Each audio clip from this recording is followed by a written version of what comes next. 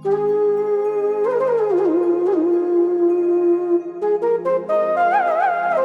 દુખી લાગે છો પારસ?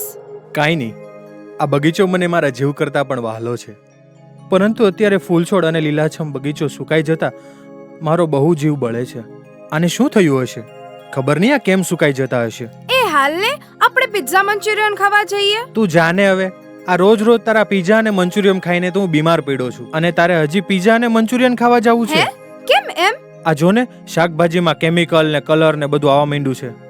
આપણે કેમિકલ વાળું નથી ખાતા, તો આ છોડ શું કામ? શું કીધું?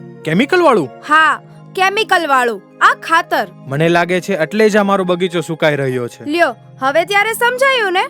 તો આપ કેમિકલ વાળા ખાતરને બાય બાય કરો અને આપણી વિરાસત અપનાવો. આપણી વિરાસત? હા, આપણી વિરાસત. કુદરતી ખાતર, પ્રાકૃતિક ખાતર, બાપ પ્રેરણાનું ખાતર. એટલે? લે, નિસર્ગ પોષણ. આપણો બગીચો પણ ખીલે અને આપણું જીવન પણ ખીલે. બાપ પ્રેરણાનું નિસર્ગ પોષણ, કુદરતી ખાતર, આપના માટે, આપના બગીચા માટે.